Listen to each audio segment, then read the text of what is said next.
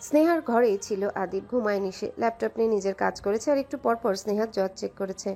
ওষুধ খাওয়ার পর জ্বর কিছুটা কমই ছিল, তবে রাতে তা আবার বেড়ে যায়। সারা রাত স্নেহার জ্বর কমাতে কেটে যায়। সারা রাত জাগার ফলে ভোর রাতে আদিবও ঘুমিয়ে পড়ে। স্নেহার জ্বরটা তখন কম, তাই বেশ নিশ্চিন্তেই ঘুমিয়ে পড়ে আদিব। স্নেহার পাশ ঘেঁষে ঘুমিয়েছিল। সকালে সূর্যের আলো চোখে পড়তেই প্রথম ঘুম ভাঙে স্নেহার। জ্বরের দরুন সমস্ত শরীর ব্যথা। কোনো মতে পিটপিট করে চোখ মেলতেই চোখের সামনে ভেসে ওঠে আদিবের মুখ। এতটা কাছাকাছি আদিবকে দেখে মিনিট খানেকের মতো তবদা খেয়ে তাকিয়ে থাকে স্নেহা।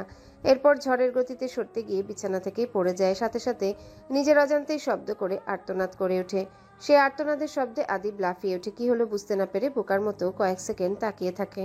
যখন মস্তিষ্ক সচল হয় তখনই পাশে স্নেহাকে দেখতে না পেয়ে নিচে উকি দিয়ে দেখে স্নেহা সেখানে। দ্রুত পায়ে বিছানা ছেড়ে নেমে স্নেহার সামনে হাঁটু মুড়িয়ে বসে আদিব। ব্যস্ত গলায় বলে, ঠিক আছেন আপনি? নিচে কি করছেন? শব্দ কিসের হলো? আর্তনাদ করলেন কেন? স্নেহা চোখ ছোট ছোট করে তাকায়। তার এভাবে তাকানোতে খানিকটা হকচকায় আদিব। ঘন ঘন চোখের পলক ফেলে। স্নেহা উঠতে চেষ্টা করে বলে, শখ হয়েছিল মেঝেতে গড়াগড়ি করব, তাই নিচে শুয়ে গড়াগড়ি দিচ্ছি। আদিব ভ্রু কুঁচকে যায়। নিজেই হাত বাড়িয়ে স্নেহাকে তুলে দেওয়ার চেষ্টা করলে স্নেহা হাত সরিয়ে দিয়ে বলে, থ্যাঙ্কস। আদিবের ইগোতে লাগে বেশ। সেও আর সাহায্য করার চেষ্টা না করে উঠে দাঁড়ায়। স্নেহা নিজে নিজেই বিছানায় উঠে বসে। ব্যথা শরীরে আবারও ব্যথা পেয়ে মেজাজটাই বিগড়ে যায় তার। চুপচাপ কতক্ষণ হেলান দিয়ে বসে থাকে। আদিব তখনও টেবিলের সাথে হেলান দিয়ে দাঁড়িয়ে দু পকেটে দু হাত গুজে স্নেহার কাজ দেখছে। স্নেহাকে চোখ বন্ধ করে বসতে দেখে নিজে থেকেই শুধায়, বেশি খারাপ লাগছে? স্নেহা চোখ মেলে তাকায়। এবারও তেরাভাবে বলে, না, এত ভালো লাগছে যে নাচতে ইচ্ছে করছে। আদিব ভাবলেশীনভাবে বলে, পাগলের সুখ মনে মনে। স্নেহা জ্বলে উঠে। তেরেকে কিছু বলতে গেলে আদিব ঘর থেকে বেরিয়ে যায়। স্নেহা পেছন থেকে চেঁচিয়ে বলে, এই, আপনি কাকে পাগল বললেন? দাঁড়ান এক্ষুনি। আদিব। আদিবকে কি আর সে পায়? আদিব ততক্ষণে নিজের ঘরে গিয়ে ওয়াশরুমে ঢুকে গেছে। চেঁচিয়ে গলা শুকিয়ে গেলে স্নেহা নিজেই চুপ করে যায়। মাথা হেলিয়ে দেয় খাটের সাথে। পাশে তাকাতে নজর যায় বিছানার পাশে ছোট্ট টেবিলটার দিকে। সেখানে ছোট্ট বাটিতে জলপট্টি দেওয়ার পানি আর কাপড়ের টুকরা রাখা। পাশে আদিবের ল্যাপটপ আর ফোনও রাখা। স্নেহা চট করে নিজের কপালে হাত রাখে। জ্বর কালকের তুলনায় অনেকটাই কম। সারা রাত আদিব তার ঘরেই ছিল। জলপট্টি দিয়েছে। চোখ পিটপিট করছে। বিছানা থেকে নেমে আদিবের ল্যাপটপ আর ফোন নিয়ে মুচকি হাসে। সেগুলো নিয়ে ছোটে আদিবের ঘরের দিকে। দরজা খোলাই ছিল, তাই চুপচাপ ঘরে ঢুকে সেগুলো রেখে সেখানেই বসে। খুব মনোযোগ দিয়ে ঘরটা দেখে। ঘরটা তারও। এই ঘরে থাকা মানুষটাও তার। তবুও কোথাও যেন সবকিছু তার হয়েও তার না। ভেতর থেকে একটা দীর্ঘশ্বাস ছাড়া আর কিছুই আসে না।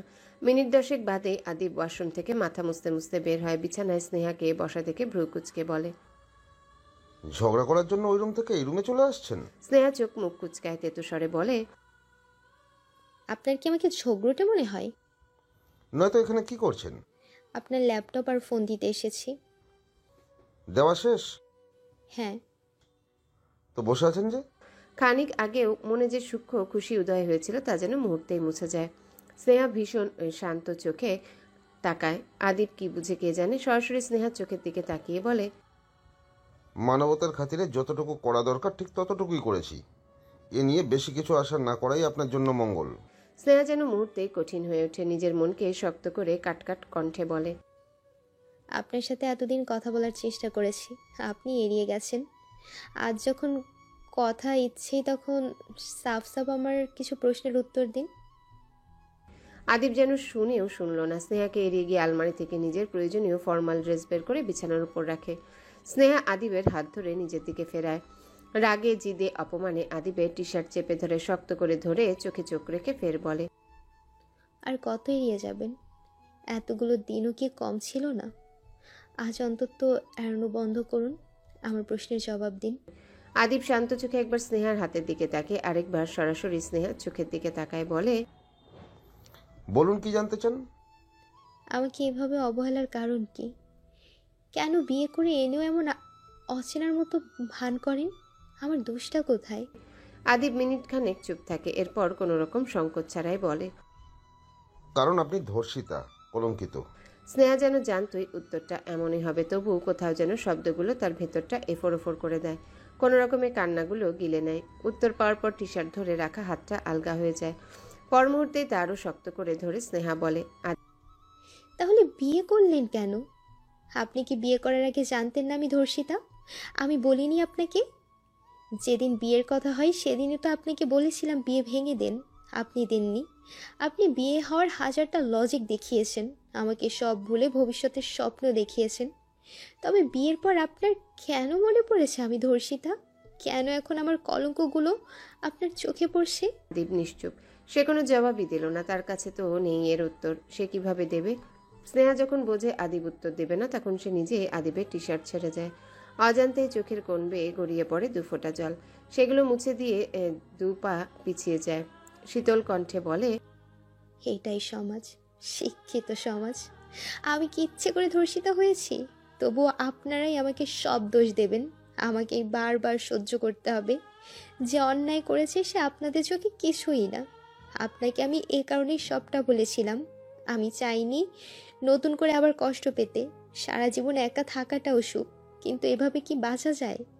আপনাকে আমি যতবার দেখব ততবার মনে হবে আপনার চোখে আমি কলঙ্কিত। সংসারটা বোধহয় আমার কপালেই নেই। সুখ তো সেই মরুভূমিতে হঠাৎ পাওয়া জলের সন্ধানের মতো। স্নেহা দাঁড়ায় না, ঘর থেকে বেরিয়ে যায়। আদিব সে যাওয়ার পথে তাকিয়ে দীর্ঘশ্বাস ফেলে। শ্বাস আটকে বলে, কেবল আপনার কলঙ্ক নয়, আপনার দিকে তাকালে আমি আপনার বাপ চাচার অতীত দেখি। ঘৃণা ক্ষোভের মাঝে আমার ভালোবাসাটা আসে না। আমাকে ক্ষমা করুন, আমি নিতে পারি না আপনাকে, সহ্য করতে পারি না। ওই পরিবারের এক একটা সদস্য আমার কাছে বিষের মতো মনে হয়। সকাল সকাল বিভোরের জন্য হালকা খাবার বানিয়ে তার রজনীর হাতেই পাঠিয়েছে শম্পা আহমেদ। রিন্তি, রিফা, সৃজনী তিনজনই অন্য কাজে ব্যস্ত। শম্পা আহমেদ নিজেও কাজ করছেন বলে খাবারটা রজনীর হাতেই পাঠালেন। রজনী একবার খাবার আরেকবার মেজো মায়ের দিকে তাকায়। মুখের উপর মানা করার সাধ্য তার নেই, তাই খাবার হাতে নিয়ে গুটি গুটি পায়ে এগিয়ে যায়। হৃৎপিণ্ডের গতি বেড়েছে হঠাৎই। কি আশ্চর্য! নিজেই নিজের হৃৎপিণ্ডের গতিতে অবাক হয়। রাতে সুজনও বিভোরের সাথে ছিল, তাই ঘরে বিভোর একা নেই জেনে একটু আশ্বস্ত হয়। ঘরের দরজায় টোকা দিতে ভেতর থেকে বিভোর বলে, আসো। রজনী মাথা নিচু করে ঢোকে। ঘরে কে আছে আর কে নেই তা না দেখেই খাবারের থালা বিছানার পাশে টেবিলের উপর রেখে বলে, মেজমা খেয়ে নিতে বলেছে। এরপর বের হয়ে যেতে নিলে বিভোর ডাকে। রজনী দাঁড়ায়, পিছু ফিরে তাকায়। এক পলক বিভোরের দিকে তাকিয়ে চোখ সরায়। বিভোর ভ্রু কুচকে কতক্ষণ তাকিয়ে থাকে। রজনী বলে, কিছু বলবেন? না, যাও। রজনীও বেরিয়ে যায়। বিভোর অবাক কণ্ঠে বিড়বিড় করে বলে, রজনীগন্ধা কি লজ্জা পাচ্ছিল? এর মাঝে ফোনে টুং করে শব্দ হয়। ফোন হাতে নিয়ে টেক্সট পড়ে বিভোরের কপালে নীল রগ রাগে ফুটে ওঠে।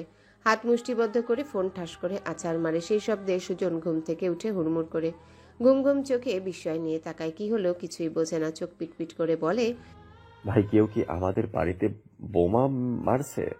বোম মারলে এতক্ষণ তুই কথা বলতে পারতি? ও তাই তো, আমি তো এখনো মরি নাই। তার মানে বাড়িতে কিছু হয় নাই। এত জোরে শব্দ হলো কিসের? বিভোর জবাব দেয় না। রাগ নিয়ন্ত্রণ করার চেষ্টা করে। ঘন ঘন শ্বাস ফেলে বিড়বিড় করে কয়েকবার বলে, আমার রজনীগন্ধাকে ছোঁয়ার চেষ্টা করলে কলিজা টেনে বের করে ফেলবো। সুজন বুঝতে পারে না, তাই আবারও জিজ্ঞাসা করলো, ভাই কিছু বললে? আব্বাকে ডাক। কাকাকে? কথা তো আমাদের মধ্যে হচ্ছে, তুমি মেজো কাকে ডাকো কেন? বিভোর ঘাড় ফিরিয়ে তাকায়। সুজনের চোখের দিকে তাকিয়ে বোঝে বিভোর রেগে আছে, তাই কোনো রকম কথা না বাড়িয়ে দৌড় লাগায় শিহাব আহমেদের ঘরের দিকে। মিনিট পাঁচেকের মাঝে ফিরেও আসে। সাথে শিহাব আহমেদ আছেন। বিভোর গম্ভীর কণ্ঠে বলে, আব্বা ঘরের দরজা লাগান। শিহাব আহমেদ শান্ত চোখে ছেলেকে দেখেন। ছেলের এলোমেলো বিধ্বস্ত চেহারা দেখে বুঝতে বাকি থাকে না ছেলে ভীষণ রেগে আছে, এবং কারণটাও সিরিয়াস। পাশ থেকে সুজন বলে, ভাই আমি থাকবো নাকি চলে যাব? তোর ইচ্ছা। সুজন ভাবে বাবা ছেলের মাঝে থাকা ঠিক হবে না, তাই সে বেরিয়ে যায়। শিহাব আহমেদ দরজা লাগিয়ে এসে ছেলের পায়ের পাশটায় বসেন। নম্রভাবে সুধান, কি হয়েছে বাবা, এত রেগে আছো কেন? আব্বা আমাকে দিয়ে কথা রাখেন, সময় হয়ে গেছে। আপনি আপনার ওয়াদা পূরণ করেন। শিহাব আহমেদ চমকে ওঠেন। ছেলে কোন ওয়াদার কথা বলছেন তা তার বুঝতে বাকি নেই, তাই যথাসম্ভব নিজেকে স্বাভাবিক রাখার চেষ্টা করে বলেন, বিভোর, তোমার মাথা গরম, ঠান্ডা হোক, তারপর এই বিষয়ে ভেবেচিন্তে কথা বলো। আমি ভেবেই বলছি, আপনি আপনার ওয়াদা পূরণ করুন। কিন্তু ওর বয়স এখনো 18 হয় নাই। ওরা হাতও দেবে না। আপনি শুধু বলেন আপনি আমাকে বিশ্বাস করেন তো আব্বা? কিন্তু বাবা, অন্তত ওর মাধ্যমিকটা শেষ হোক। না, আমি রজনীকে বিয়ে করব, আর তাও 3 দিনের মধ্যে। ব্যবস্থা করেন। আপনি আমাকে ওয়াদা করেছিলেন আমার এই ইচ্ছে কখনোই আপনি অপূর্ণ রাখবেন না। আব্বা, আমি কোনোদিনও আপনার কাছে কিছু চাইনি, কেবল রজনীকে ছাড়া। শিহাব আহমেদ যেন মাঝ সাগরে পড়ে গেলেন। ছেলের জিদের সামনে কিছু করা অসম্ভব। আবার এও সঠিক, সে বাধাবদ্ধ ছেলের কাছে। কিন্তু এত আগেই বড় ভাই আদৌ কি মানবে? আদৌ কি সব ঝামেলা এড়িয়ে তারা রজনী আর বিভোরের বিয়েতে মত দেবে? যদি মত না দেয় তবে যে এ বাড়িতে কোন ঝড় বয়ে যাবে তাও তার জানা। ছেলের দিকে ছেলের মুখের দিকে তাকালেন তিনি। এরপর ঘর ছেড়ে বেরিয়ে গেলেন। বিভোর সেদিকে তাকিয়ে মাথা পেছনে এলিয়ে দেয়, চোখ বন্ধ করে ফাঁকা ঢোক গিলে বিড়বিড় করে বলে, বাধ্যতায় হোক বা অবাধ্যতায়, তুমি শুধু আর শুধুই আমার। তুমি চাও বা না চাও, তবুও তুমি আমার রজনীগন্ধা। তোমাকে অন্যের হাতে নেয়া আর নিজের শ্বাসটুকু নিজে শেষ করে দেওয়ার মাঝে পার্থক্য নেই। আমি অত মহান প্রেমিক নই যে ভালোবেসে ত্যাগ করে মহান হব। আমি স্বার্থপর। তোমার বেলায় আমি ভীষণ রকম স্বার্থপর। বাড়িতে বৈঠক বসেছে। বড় ঘরে 4 ভাই বসে বিভোর আর রজনীর বিয়ে সম্পর্কে আলোচনা করলেন। শিহাব আহমেদ মাথা নিচু করে রইলেন পুরো সময়। ভয়ে ভেতরটা কুঁকড়ে আছে। শফিক আহমেদ যদি মানা করে দেন তাহলে কি হবে? পুরো ঘরে নিস্তব্ধতা বিরাজমান। শফিক আহমেদ মাথা তুলে একবার 3 ভাইয়ের দিকে তাকান। স্নেহার বাবা শিপনা আহমেদ মুখ খুলেন। বড় ভাইজান, এটা কিন্তু খারাপ না। এমনিতেও আমাদের সব মেয়েকে তো পরের ঘরেই দিতে হবে। একটা মেয়ে নয় ঘরেই থাকুক। তাছাড়া বিভোর কোনো অংশে তো অযোগ্য নয়। আপনি চাইলে একবার ভেবে দেখতে পারেন। একটা মেয়ের জন্য যোগ্য এবং সঠিক পাত্র বিভোর। পাশ থেকে রিফার বাবা সজল আহমেদও সায় দিলেন। বেশ বিজ্ঞের মতো করে বললেন, ছোট ভাইজান কিন্তু ভালোই কথা বলছে বড় ভাইজান। তাছাড়া বিভোরকে তো চিনেন, ওই কখনো রজনীকে কষ্টে রাখবে না। শিহাব আহমেদ 2 ভাইয়ের মতো জোর গলায় কিছুই বললেন না, মাথা তুলেও তাকালেন না। নিচু স্বরে বললেন, ভাইজান, আপনার মেয়ে সম্পূর্ণ আপনার সম্মতি। আপনার সম্পর্কে অধিকার আছে ওকে নিজের পছন্দর ছেলের সাথে বিয়ে দেওয়ার। আপনি নিশ্চয় আপনার মেয়ের জন্য অযোগ্য কাউকে বেছে নেবেন না, এটাই স্বাভাবিক।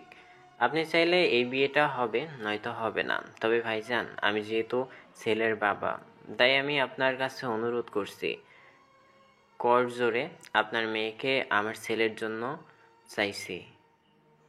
আমি আপনার মেয়েকে নিজের ঘরের লক্ষ্মী হিসাবে চাইছি।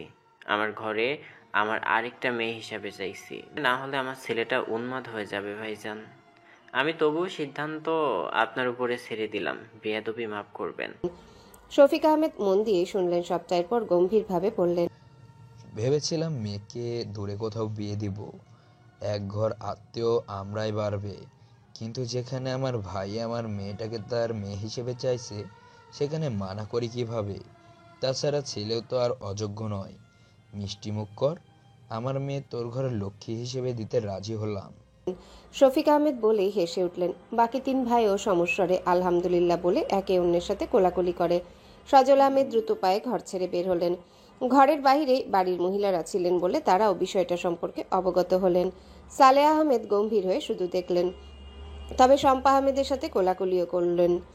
আরও একটা বিয়ে, তার নিজের মেয়ের। তবে বিভোরকে নিয়ে তিনি যথেষ্ট সন্দিহান। ছেলেটা স্পষ্টবাদী। স্পষ্ট ভাষায় মুখের উপর সত্যটা বলতে সে দ্বিধা করে না। এই ছেলের সাথে বিয়ে দেওয়াটা কি উচিত হবে?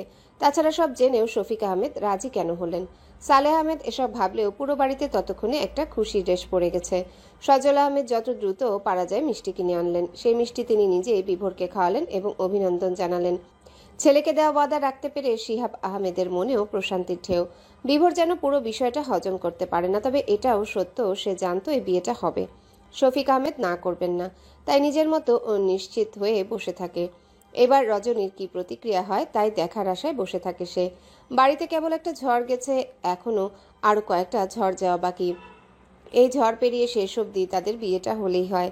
সৃষ্টি আর রিন্তি খবর পেয়ে আগেই মিষ্টি নিয়ে ছুটেছে রজনীর কাছে। বিয়ে সম্পর্কে তারা কিছুই জানতো না।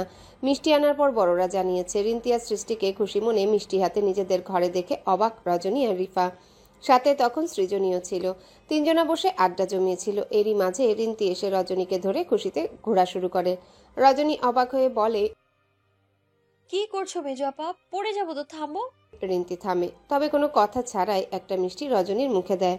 রজনী সেটা কোনো রকম আগে ঠিকভাবে খাওয়ার চেষ্টা করে। পাশ থেকে রিফা বলে, মেজো আপা, মিষ্টি কি আমরা পাবো না? রিন্তি জবাব দেওয়ার আগে সৃজনী বলে, হ্যাঁ সেই তো। মিষ্টি কি শুধু রজনীর জন্য নাকি? আমাদেরও দাও। আর মিষ্টিটা কি উপলক্ষে? রিন্তি চুপ করে দুটো মিষ্টি রিফা আর সৃজনীর মুখে দিয়ে দেয়। সৃষ্টি মিষ্টির থালা টেবিলের উপর রেখে রজনীর কাছে এসে রজনীর ওড়না তার মাথায় তুলে দেয়। মিষ্টি হেসে বলে, আমার একমাত্র ননদিনীর বিয়ে উপলক্ষে মিষ্টি। রিন্তিও সায় দেয়। সৃজনী, রিফা আর রজনী হাঁ করে তাকায়। রজনী বুঝতে না পেরে আবারও বলে, মানে? মানে তোমার বিয়ে পাকা হয়ে গেছে? হ্যাঁ, তুমি ছোট আপু থাকতে ওর আগে বিয়ে পাকা হয়ে গেল? কি বলো? আরে এসব ছাড়ো। কার সাথে বিয়ে? ছেলে কে? নাম কি? থাকে কই? বাড়ি কই? করে কি? আস্তে আস্তে প্রশ্ন কর। তোরা আগে গেস কর ছেলে কে হতে পারে। রিফা কতক্ষণ ভেবে উত্তেজনায় মুখ ফসকে বলে ফেলে, সাদিক ভাইয়া। রিন্তি চোখ মুখ কুচকায়, ধমক দিয়ে বলে, গাধি, সাদিক ভাইয়া কেন হবে? আমার ভাইয়ার সাথে ওর বিয়ে। কথাটা কানে যেতেই যেন রজনী থ হয়ে গেল। রিফার হাসি হাসি মুখটা মিলিয়ে যায়, আস্তে করে বলে, বিবর ভাই। রিন্তি হাসি মুখে মাথা নাড়ায়। সৃজনী খুশিতে নাচতে শুরু করে। রজনীর মস্তিষ্ক যেন ওখানেই থেমে আছে। প্রথমেই সে নিজের বিয়ে নিয়ে প্রচন্ড শখ, তার উপর বিয়ের পাত্রের নাম শুনে তার মস্তিষ্কের রক্ত চলাচল বন্ধ হয়ে গেছে। চোখ পিটপিট করে রিফার দিকে তাকায়। রিফা শূন্য দৃষ্টিতে তাকিয়ে থাকে রজনীর দিকে। রিন্তি এগিয়ে গিয়ে বলে, তোর কি কপাল রে, বড় দুই বোন থাকতেও তোর বিয়ের ব্যবস্থা হয়ে গেছে। সুজন ভাই শুনলে পাক্কা হার্ট অ্যাটাক করে বসবে। বলেই হাসতে থাকে। সৃষ্টি, সৃজনী, রিন্তি মিলে বিয়ে নিয়ে কথা বলে। শুধু রজনী আর রিফা একে অপরের দিকে তাকিয়ে থাকে। একজনের চোখে অবিশ্বাস, আরেকজনের চোখে অসহায়ত্ব। পৃথিবীতে নিজেকে সবচেয়ে বেশি অসহায় মনে হয় রজনীর। রিফার ঠোঁট কাঁপে, কান্নারা ঠেলে আসে, চোখের কোণ জ্বলতে শুরু করেছে। দুপা পিছিয়ে ধপ করে বসে পড়ে। সবাই তার দিকে তাকায়। রজনী ছুটে যায় তার পাশে। রিফা বিড়বিড় করে কয়েকবার আওড়ায়, এটা হতে পারে না। না না, বিবর ভাই তো আমার। আমি ভালোবাসি ওনাকে। রজনীর হৃদয়ে যেন সরাসরি আঘাত লাগে। কোনো মতে কিছু বলার চেষ্টা করলে রিফা হুট করে রজনীর বাহু আঁকড়ে ধরে উম্মাদের মতো বলে, এটা মিথ্যে না, বল। এই বল না, বিবর ভাই তোকে কেন বিয়ে করবে? বিবর ভাই তো আমার। খবরদার তুই ওনাকে নিজের ভাববি না। বিবর ভাই আমার, শুধু আমার, শুধু আমার।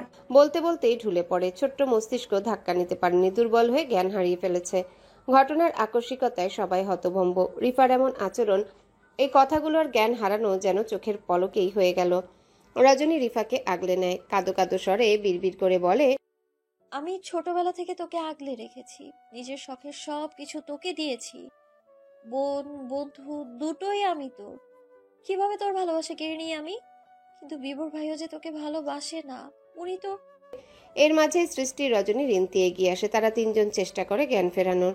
রজনী রিন্তিকে বলে রিফাকে দেখতে। রিন্তি শুধু হা করে তাকিয়ে থাকে, সবটা যেন কোনো স্বপ্ন, সিনেমার মতো। রজনী ঘর ছেড়ে বেরিয়ে আগে রিফার মাকে বলে তার ঘরে যেতে। রিফা জ্ঞান হারিয়েছে, তিনি প্রায় ছুটে গেলেন ঘরের দিকে। রজনীও যায় মায়ের ঘরের দিকে, দীর্ঘশ্বাস ফেলে কান্নাগুলো গিলে নেয়। সালেহ আহমেদ তখন ঘরের টুকটাক কাজ করছে। রজনী দরজায় দাঁড়িয়ে বলে, আসবো আম্মা? মেয়ে সময় কেন আসতে পারে তা তিনি জানেন, তাই খুব শান্ত স্বরে জবাব দিলেন, আসো। আম্মা, যা শুনতেছি তা কি সত্য? বিয়ের ব্যাপারে? রজনী মাথা নত করে ছোট্ট স্বরে জবাব দেয়, তাহলে সত্য। মায়ের শান্ত জবাব যেন রজনীকে অবাক করে। অবাক গলায় সকল ভয় ভীতি দূরে ঠেলে কণ্ঠে জোর দিয়ে বলে, কেন আম্মা? আমি কি এমন করেছি যার জন্য আমার বিয়ের ব্যবস্থা করলেন? আমি তো এখন বিয়ে করতে চাই না। আমি এখনো মাধ্যমিকে শেষ করিনি, আমি পড়তে চাই আম্মা। তোমাকে তো কেউ পড়তে নিষেধ করে নাই রজনী, তুমি পড়বে বিয়ের পর।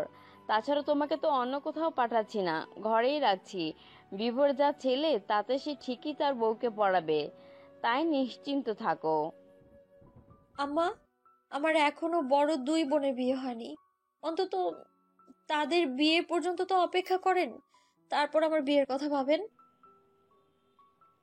সেদিক দিয়ে ভাবতে গেলে বিভোরও তো বাড়ির মেজো ছেলে, তার বিয়ে হচ্ছে। মেয়েটা, তুমি এটাই কথা। রজনী বুঝে যায় এরা মানবে না, তাই এবার কণ্ঠস্বর উঁচু করে বলে ফেলে, আমি বিয়ে করব না আম্মা। আর বিবর ভাইকে তো কখনো না, আমি ঘৃণা করি ওনাকে। কথাটুকু বলার সময় সামান্য গলা কেঁপে ওঠে রজনীর। সালেহ আহমেদ আগের মতোই শান্তভাবে বলে, আওয়াজ নিচু করে কথা বলো রজনী। তুমি কি চাও বা না চাও তা বড় কথা নয়। বিভোরকে ঘৃণা করো, তা ভালোবাসায় বদলাও। রজনী কতক্ষণ চুপ করে থাকে, মাথা নত করে দাঁড়ায়, চোখের কোণ বেয়ে গড়িয়ে পড়ে দুফোঁটা অশ্রু। শ্বাস আটকে বলে, আমি অন্য কাউকে বিয়ে করতে চাই, অন্য কাউকে ভালোবাসি আমি আম্মা। সালেহা আহমেদ বিস্ফোরিত নয়নে তাকায়। মেয়ে কি বলে? এই ভালোবাসা যে এই বাড়ির মেয়েদের জন্য ঘোর অন্যায়, পাপ। তার মেয়ে কত বড় সর্বনাশ করে ফেলেছে ভাবতে ভেতরটা শিওরে ওঠে। এর মাঝে পেছন থেকে ভেসে আসে শফিক আহমেদের কণ্ঠ। ছেলেটা কে? রজনী কেঁপে ওঠে। শফিক আহমেদ এসে মেয়ের সামনে দাঁড়ায়। সালেহা আহমেদের হাত পা কাঁপতে শুরু করে। শফিক আহমেদ ফের সুদান। ছেলেটা কে? রজনী কিছুক্ষণ ভেবে বলে, সাদিক ভাই। বলার সাথে সাথে রজনীর গালে ঠাস করে একটা থাপ্পড় পড়ে, ছিটকে পড়ে মেঝেতে। থাপ্পড়টা এত জোরে ছিল যে রজনীর মনে হয় তার গালে কেউ ছুরির আঘাত করেছে। গাল জ্বালা করতে শুরু করে। সালেহা আহমেদ ছুটে এসে মেয়েকে আগলে নেয়। রজনী মায়ের বুকে মুখ গুজে অশ্রু বিসর্জন দেয়। সালেহা আহমেদ কিছু বলতে চেয়েও বলতে পারেন না। শফিক আহমেদ চোয়াল শক্ত করে বলেন, ওর পড়ালেখা বন্ধ, প্রেম করে বেড়াচ্ছে, করাচ্ছে ওকে। ওর বিয়ে আমি বিভোরের সাথেই দেব, তাও শিয়াবের রাখা প্রস্তাব অনুযায়ী 3 দিনের মধ্যেই। সেভাবে ওকে প্রস্তুত রাখো। একটু এদিক ওদিক হলে ওকে আমি কেটে টুকরো টুকরো করে মাটি চাপা দিয়ে আসবো। শফিক আহমেদ বেরিয়ে যান। সালেহা আহমেদ শক্ত করে মেয়েকে আগলে রাখেন। রজনী যেন কুলকিনারা হারিয়ে বসেছে। একদিকে এই পরিস্থিতি, আরেকদিকে রিফা। শফিক আহমেদ যে পরিমাণ রেগে আছে তাতে পড়ালেখাও সত্যিই বন্ধ হয়ে যাবে। তার এই ভুলের জন্য সাদিবও বিপদে পড়তে পারে। সব দিকে রাস্তা যেন বন্ধ। রজনী হাতড়িয়ে বেড়ায়, ফলাফল শুধুই শূন্য পায়। সালেহা আহমেদ চোখের কোণে জমা জলটুকু মুছে নিয়ে বলে, তোমাকে বলেছিলাম এবারের মেয়েদের অন্যায় মাপ হয় না, তবুও অন্যায়ই করলে। রজনী মাথা তোলে, ফ্যাল ফ্যাল করে তাকায়, বলে, ভালোবাসা কি অন্যায় আম্মা? হ্যাঁ অন্যায়। এবারের মেয়েদের জন্য ভালোবাসা পাপ, অন্যায়। এখানে ভালোবাসা বারণ, তা তুমিও জানো, তবুও কেন করলে এরকম? রজনী মায়ের কাছ থেকে সরে যায়, চোখের পানিটুকু মুছে নিয়ে উঠে দাঁড়ায়, বাহিরে যাওয়ার জন্য পা ফেলে বলে, ভালোবাসা অন্যায় না আম্মা। এই বাড়িতে জন্ম নেওয়াটাই অন্যায়। যেখানে মেয়েদের সম্মানই করা হয় না সেখানে জন্ম নেওয়া আসলেই অন্যায়। সালেহা আহমেদের বুক কেঁপে উঠে। রজনী চলে যায়। গালে আঙ্গুলের দাগ স্পষ্ট। উপর থেকে রিফার গলার আওয়াজ পাওয়া যায়। রজনীর সাহস হয় না রিফার মুখোমুখি হওয়ার, তাই বিভোরের ঘরে যায়। অনুমতি না নিয়ে ঘরে ঢুকে যায়। বিভোর তখন খাটে হেলান দিয়ে চোখ বন্ধ করেছিল। দরজা খোলার আওয়াজে চোখ মেলে তাকায়। মুহূর্তে চোখের সামনে বিধ্বস্ত এলোমেলো রজনীকে চোখে পড়ে। গালের 4 আঙ্গুলের দাগ, লাল হওয়া, সদ্য কান্না করা চোখ মুখ দেখে ভেতরের অস্থিরতার ঢেউ বয়ে যায়। শুধু পারে না উঠে কাছে যেতে, অস্থির চিত্তে শুধায়, কি হয়েছে রজনী? চোখ মুখের এই অবস্থা কেন? রজনী তাচ্ছিল্য করে হাসে, কান্না আটকে শ্বাস নিয়ে বলে, কি পাপ করেছিলাম জানি না, তাই বলেই তো শাস্তি পাচ্ছি। আপনারা কি আমায় পুতুল মনে করেন বিভোর ভাই? কি পেয়েছেন? কেন করছেন এসব? আপনি জানেন না আমি সাদিক ভাইকে ভালোবাসি, তবুও কেন আমায় বিয়ে করতে চাচ্ছেন? বিভোর শান্ত হয়ে যায়। একদম শীতল চাহনিতে সরাসরি তাকায় রজনীর চোখের দিকে। রজনী হয়তো ভুলে গেছে সে মিথ্যে বললে সহজে তা বিভোর সহ অনেকেই ধরে ফেলে। তবে বিভোর এ নিয়ে তর্কে যায় না, শুধু ছোট্ট করে বলে, বিয়েতে তোমার আপত্তি আছে? আছে। আচ্ছা। রজনী অবাক হয়। আচ্ছা মানে? চোখ পিটপিট করে কতক্ষণ তাকায়, কৌতূহলী দৃষ্টিতে তাকিয়ে থাকে। বিভোর নিজে থেকেই বলে, তোমার আপত্তি থাকলেও বিয়ে হবে, আপত্তি না থাকলেও বিয়েটা হবে। পৃথিবীর সকলেও যদি এই বিয়ের বিরুদ্ধে থাকতো, আমি তবুও আমার সিদ্ধান্তে অটল থাকতাম। আর এখন তো বাড়ির সকলে রাজি। কেন করবেন বিয়ে? যদি বলি ভালোবাসি। রজনী চমকায়। বিভোরের মুখে ভালোবাসি শুনে শরীরের লোম দাঁড়িয়ে যায়।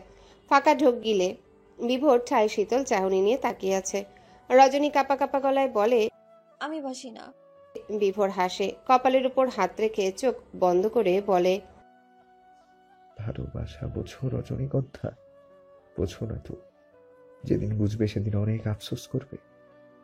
ভাববে কেন আরো আগে বুঝলাম না, ভালোবাসলাম না। তবে আমি ভীষণ করে চাই তুমি সেই আফসোসটা আমার উপস্থিতিতেই বুঝে নাও, আমার অনুপস্থিতিতে নয়। রজনী নিঃশব্দে তাকিয়ে থাকে বিভোরের দিকে। বিভোর চুপচাপ খাটের সাথে হেলান দিয়ে বসে আছে। রজনী চোখের পানিটুকু মুছে নিয়ে ঘর থেকে বের হওয়ার উদ্দেশ্যে পা বাড়াতেই হুড়মুড় করে ঘরে ঢুকে রিফা। পাগলের মতো ঘরে ঢুকতেই রজনীকে দেখে খেপে ওঠে। বিভোর শব্দ পেয়ে চোখ মেলে তাকায়। রিফার পেছনে পেছনে পাপি আহমেদ, সৃষ্টি, সৃজনী, রিন্তি সবাই ঢোকে। রিফা রজনীকে দেখে সাথে সাথে তার বাহু চেপে ধরে, এলোমেলো কণ্ঠে বলে, তুই এই ঘরে কেন? তুই বিবর ভাইয়ের কাছে কেন?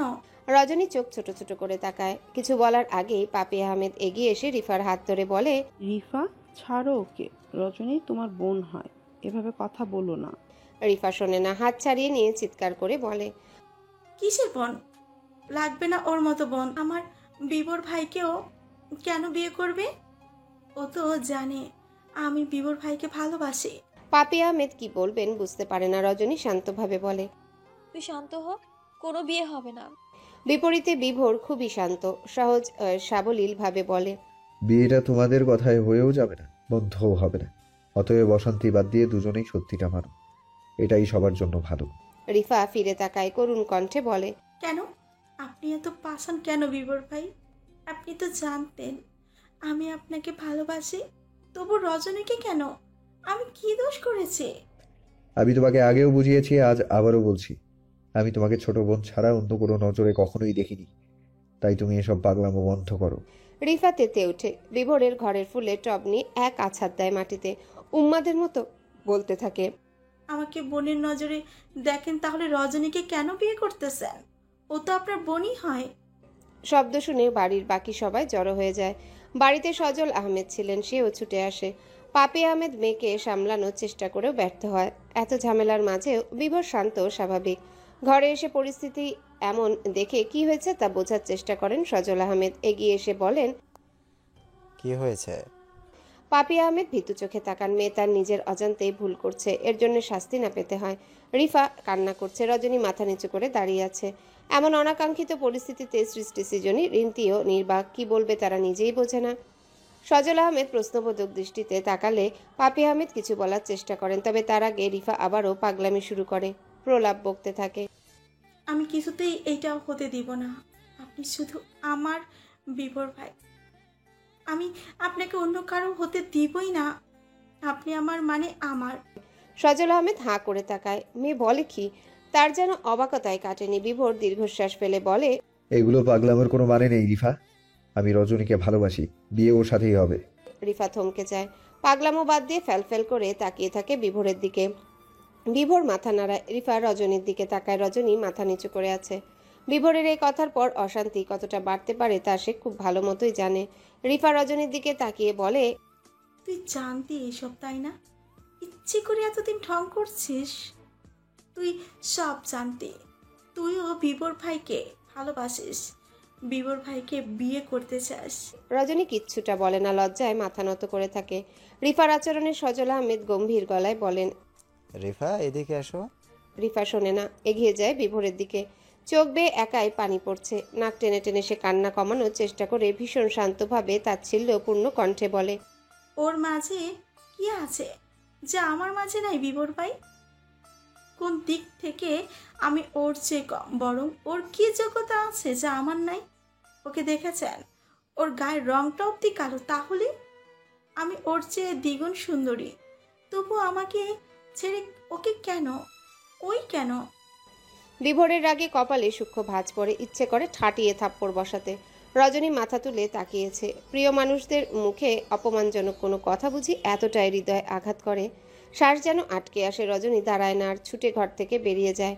রিন্তি ঘৃণিত দৃষ্টি ছড়ে রিফার দিকে, এরপর নিজেও রজনীর পিছু পিছু যায়। বিভোর দাঁতে দাঁত চেপে বলে, এজন্যই রজনী তুমি নাও। ও তোমার জন্য কি করেনি বলো তো? ছোট থেকে তোমাকে সবসময় আগলে রেখেছে, নিজের জিনিস তোমার পছন্দ করে তোমার সাথে শেয়ার করেছে, বোন হিসেবে তোমাকে নিঃস্বার্থে ভালোবেসেছে।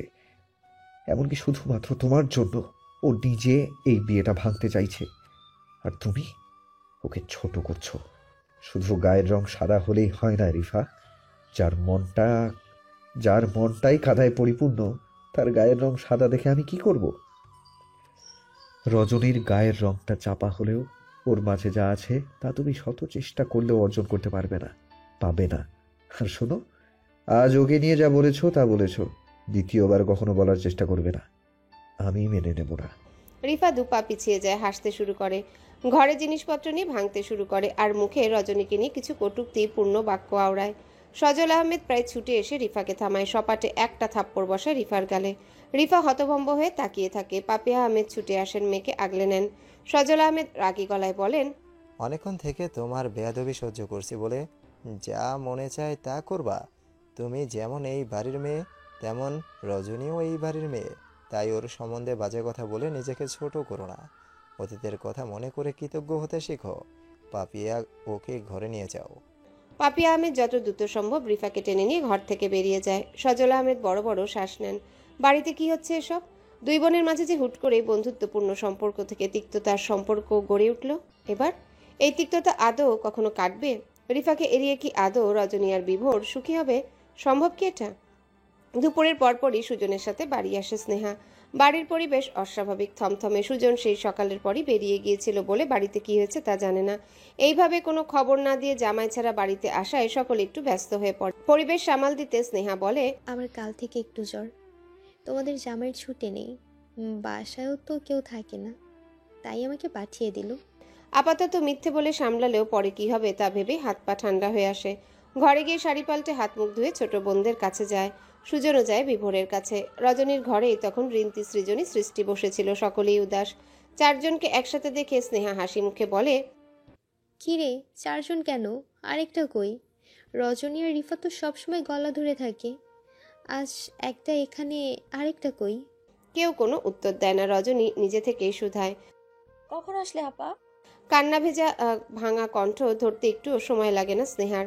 হাসি মুখটা মিলিয়ে যায়। শুধায়, কি হয়েছে? এবারও সবাই চুপ থাকে। স্নেহা আবারও প্রশ্ন করলে রিন্তি একে একে সবটা খুলে বলে। বিভোর আর রজনীর বিয়ের খবরে যতটা খুশি হয় ততটাই কষ্ট হয় রিফার কথা ভেবে। সম্পর্কের জটিলতায় বোনেরা ফেসে আছে। একদিকে নিজের সংসারের জটিলতা, অন্যদিকে এই পরিবারের এই অবস্থা। ভেতর থেকে শুধু দীর্ঘশ্বাসই আসে। রজনী জানালার কাছে ঘেঁষে বসেছিল। স্নেহা কাউকে কিছু না বলে রজনীর পাশে বসে সরাসরি তার দিকে তাকিয়ে বলে, জীবন একটাই, ভীষণ ছোট রজনী। সেখানে উম্মাদের মতো ভালোবাসবে এমন একটা মানুষ পাওয়া ভাগ্যের ব্যাপার। তুই জানিস, আমিও জানি, বিভোর তোকে ওই উম্মাদের মতোই ভালোবাসে। রিফা ছোট, ও যা করছে আবেগের বশে করছে। ও তো ভীষণ বাচ্চা, আনম্যাচিওরড। কিন্তু তুই তোর মতো বাচ্চা না, সব বুঝিস, বয়সের তুলনায় যথেষ্ট ম্যাচিওর। একটা ভুল সিদ্ধান্ত নিজের জীবনটা জটিল করিস না। যদি আজ রিফার জন্য বিভোর ভাইয়ের ভালোবাসা পায়ে ঠেলে দিস, তাহলে ভবিষ্যতে ভীষণ পস্তাবি। এই ভালোবাসাটুকু পাওয়ার জন্যই ভীষণ ছটফট করবি, আফসোস করবি। সবার কথা বাদ দিয়ে একটা বার বিভোর ভাইয়ের কথা ভাব, একটা বার ভালোবাসার কথা ভাব। রজনী ফিরে তাকায়। চোখ থেকে টুপ করে দুফোঁটা জল গড়ায়। স্নেহা জড়িয়ে ধরে ভাঙা ভাঙা ভাবে বলে, আমি পারছি না আপাই, রিফাকেও যে আমি ভীষণ ভালোবাসি। স্নেহা আর কিছু বলে না, চুপচাপ রজনীর মাথায় হাত বুলাতে থাকে। রজনী নীরব হয়ে কান্না করে। বারবার বিভোরের মুখটা চোখের সামনে ভাসে। সত্যি এই মানুষটা তাকে উম্মাদের মতো ভালোবাসে, প্রকাশ না করে ভীষণ গোপনে ভালোবাসে। এই মানুষটাকে হারালে তার আফসোস কি সত্যিই হবে? ভাবতেই যেন বুকের বাঁ পাশটায় চিনচিনে ব্যথা শুরু হয়। রাতে অফিস থেকে বাড়ি ফিরে আজ আর কলিং বেল বাজায় না আদিব। নিজের কাছে থাকা চাবিটা দিয়েই ঘরে প্রবেশ করে। কালকের মতো আজও পরিবেশ থমথমে। ব্যাপারটা কি? আজও কি স্নেহার জ্বর বেড়েছে? ব্যাগটা সোফায় ফেলে আগে ছোটে স্নেহার ঘরের দিকে। পুরো ঘর ফাঁকা দেখে ভ্রু কুচকায়। পুরো ঘর, ওয়াশরুম, নিজের ঘর, কিচেন সব খুঁজেও যখন স্নেহার অস্তিত্ব পায় না, তখন চিন্তায় পড়ে যায়। কপালে চিন্তার সূক্ষ্ম একটা ছাপ স্পষ্ট। গতদিনের মতো আজও অজ্ঞাত সেই ব্যক্তিকে টেক্সট করে। রিপ্লাইয়ের অপেক্ষা না করে আগে ফ্রিজ থেকে পানির বোতল বের করে। পানি খেয়ে এসে দেখে ব্যক্তিটির জবাব আজও নাই এসেছে। এবার আদিব বেশ ঘাবড়ে যায়। যদি সে কিছু না করে থাকে, তবে স্নেহার কি হয়েছে, কোথায় গেছে, বিপদে পড়েছে কি? আদিব একবার স্নেহার নাম্বারে ডায়াল করে, কিন্তু কেউ কল রিসিভ করে না। আদিব আবারও স্নেহার ঘরে যায়। সেখানে বিছানার পাশে টেবিলে একটা কাগজ চাপা দেওয়া। আদিব তা হাতে তুলে নেয়। সেখানে গোটা গোটা অক্ষরে লেখা, চিঠির শুরুতে কোনো সম্বোধন দিলাম না, কারণ সেই অধিকারটা গতকাল অবধি থাকলেও আজ নেই। অধিকারটা দেখানোর সাহসও পেলাম না। আমি চলে যাচ্ছি। ভাইয়াকে বলেছি ও এসে নিয়ে যাবে। আমি থাকতে চেয়েছিলাম আদিব। আমি যখন বিয়ে, সংসার এসব থেকে দূরে থাকতে চেয়েছি, তখন আপনি আমাকে জড়িয়েছেন।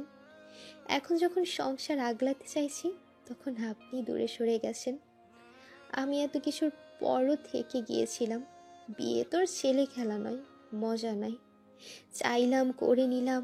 আবার মন চাইলেও ভেঙে দিলাম। ভেবেছিলাম একটা সময় পর সব ঠিক হয়ে যাবে, তবে আজ বুঝলাম কিছুই ঠিক হবার নয়। আপনার চোখে আমি কলঙ্কিত, হ্যাঁ এটা সত্যি, আমার কলঙ্ক আছে। তবে একসময় আপনি বিশ্বাস করিয়েছিলেন আমি পবিত্র, কোনো নোংরা ছোঁয়া কাউকে অপবিত্র করে না। এই বিশ্বাস, এই ভরসা নিয়েই তো আমি আপনার হাত ধরেছিলাম।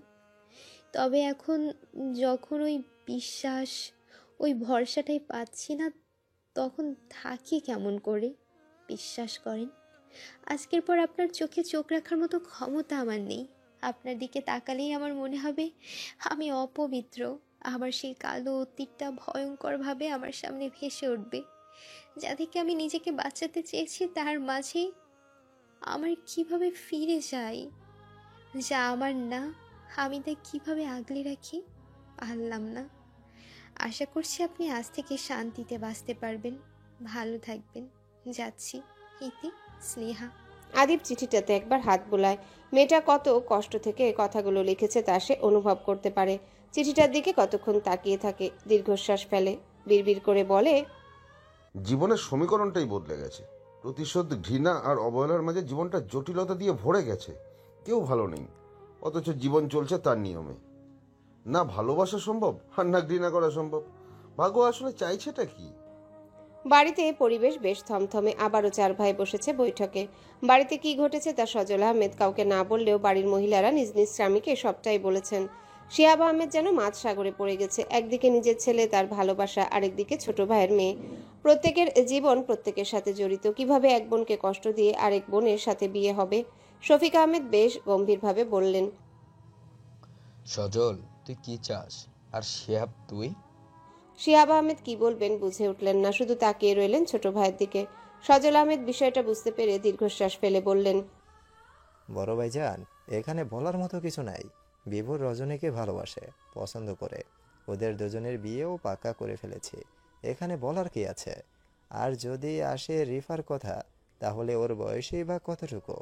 দুনিয়া দেখেছে এই কতটুকু। এখনও নিজের পছন্দের কিছু না পেলে বাচ্চাদের মতো কান্না করে।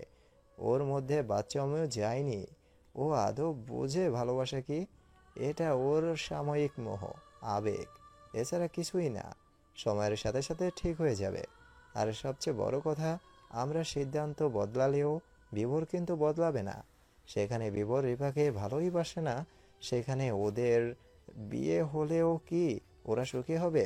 কখনোই না। তাই আমি চাই বিয়েটা বিভোর আর রজনেরই হোক, বাকিটা আপনার ইচ্ছা।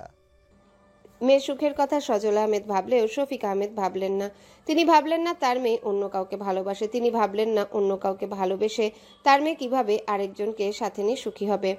তিনি শুধু ভাবলেন নিজের বংশের কথা, সম্মানের কথা, নিয়ম নীতির কথা। শিহাব আহমেদ কৃতজ্ঞতার দৃষ্টিতে তাকালেন সজল আহমেদের দিকে। সজল আহমেদও হাসেন। শফিক আহমেদ গম্ভীর কণ্ঠস্বর আরও গম্ভীর করে বললেন, এ বাড়িতে ভালোবাসার কোনো দাম নেই, কোনো নিয়ম নেই। এখানে ভালোবাসা নিষিদ্ধ। তোর মেয়েকে এখান থেকে সামলা। আর শিহাব, আমি চাচ্ছিলাম বিয়েটা আজই হোক। তোর কি মত? শিহাব আহমেদ সহ শিপন আহমেদ এবং সজল আহমেদও চমকালেন। শিহাব আহমেদ বেশ অবাক স্বরে বললেন, ভাইজান আজই? হ্যাঁ, এমনিতেও তুমি চেয়েছিলে যেন বিয়েটা 3 দিনের মধ্যেই হয়। সেখানে আমি চাচ্ছি বিয়েটা আজই হোক। আপত্তি থাকলে বলো। শিহাব আহমেদ বুঝলেন না কি হয়েছে, তবে এক্ষেত্রে তিনি মানাও করতে পারলেন না, তাই সায় দিয়ে দিলেন। ঠিক হলো, আজ একটু পরই বিয়ে হবে। তবে বিয়ে এখন বললে তো এখনই হয়ে যায় না। তার জন্য প্রয়োজন সকল রকম কাগজপত্র, রেজিস্ট্রি পেপার, কাজী। সজল আহমেদ বললেন তিনি আর সুজন মিলে কাজের ব্যবস্থা করে নিবে। গ্রামে কেবল ওই একজন কাজী আছে। শিহাব আহমেদ আর শফিক আহমেদ বিয়ের সমস্ত কাগজপত্রের খোঁজে লাগলেন। শিহাব আহমেদ সব কাজ ফেলে আগে জিজ্ঞাসা করলেন, ভাইজান বিয়ে তো হবে, কিন্তু রেজিস্ট্রি? ওইটা পরে করলে হবে। শরীয়তের মতে বিয়ে হইলেই হলো। শিহাব আহমেদ এত তাড়াহুড়োর মানে বুঝলেন না। তিনি ভাইয়ের ঘর থেকে বেরিয়ে ছুটলেন ছেলের ঘরের দিকে। সেখানে গিয়ে ব্যস্ত স্বরে বিভোরকে বললেন, তোমাদের বিয়েটা আজই হবে, সেভাবে প্রস্তুতি নাও। সজল সুমনকে নিয়ে কাজী অফিসে আনতে গেছে। বিভোর অবাক হয়, বিস্মিত কণ্ঠে বলে, আজই বিয়ে মানে? বড় বাবা আজই বিয়ে করতে রাজি হয়েছে? আব্বা, এবার কিন্তু ঘটনা আমার হজম হচ্ছে না। শিহাব আহমেদ ছেলের কথায় হাসলেন, তারপর ঘর থেকে বের হতে হতে বললেন, শ্বশুরকে নিয়ে ওইসব ভাবতে নেই ছেলে, তোমার কপাল ভালো, শুক্রিয়া জানাও। শিহাব আহমেদ বেরিয়ে যান। বিভোর ভ্রু কুচকে তাকিয়ে থাকে সেদিকে। রজনী কি কিছু বলেছে যার দরুন বড় বাবা খেপে গিয়ে বিয়ে আজই করাচ্ছেন? আর রাকিব ভাই, সে কই? সে তো উপস্থিত থেকে জীবনেও বিভোর আর রজনীর বিয়ে দেওয়া বা মেনে নেওয়ার মতো মানুষ না। আশ্চর্য তো। সালেহ আহমেদ নিজের ঘর থেকে একটা লাল শাড়ি নিয়ে মেয়ের ঘরে যায়। সেখানে স্নেহা, সৃজনী, রিন্তি, সৃষ্টি সবাই ছিল। যে যার মতো মন খারাপ করে বসে আছে। সালেহ আহমেদ ঘরে এসে বিরস মুখে থমথমে কণ্ঠে বললেন, স্নেহা, রজনীকে শাড়িটা পরাও। সবাই তার দিকে তাকায়। স্নেহা নিজের জায়গা ছেড়ে উঠে সালেহ আহমেদের কাছে যায়। হাত থেকে শাড়িটা নিতে নিতে বলে, এই রাতের বেলা হঠাৎ শাড়ি কেন বড় আম্মা? আজ রাতে রজনী আর বিভোরের বিয়ে, একটু পরেই কাজে চলে আসবে। ওকে দ্রুত শাড়ি পরিয়ে তৈরি করে রাখো। রজনী চমকে উঠে ছুটে আসে মায়ের কাছে। কিছু বলতে গেলে নিস্তেজ স্বরে সালেহ আহমেদ বলেন, এমন কিছু বলো না বা করো না যার জন্য আরো মানুষের প্রাণ যায়। তুমি এই বিয়ে না করতে চাইলেও বিয়েটা হবে, আর যদি কিছু করে বসো তাহলে তোমার সাথে সাথে আমার আর সাদিবেরও প্রাণ যাবে। তুমি কি চাও তোমার একটা কাজের জন্য, একটা কথার জন্য বা একটা ভুলের জন্য এমন কিছু হোক? রজনী অসহায় দৃষ্টিতে তাকায়। ঘরের সবাই অবাক হয়ে তাকায়। সালেহ আহমেদ চলে যায়। রজনী স্নেহার দিকে করুণ দৃষ্টিতে তাকালে স্নেহা বেশ গম্ভীরভাবে শুধায়, তুই সাদিবকে পছন্দ করিস? রিন্তি ছুটে আসে। রজনীকে নিজের দিকে ফিরিয়ে বলে, তুই সত্যি সাদিব ভাইয়াকে পছন্দ করিস?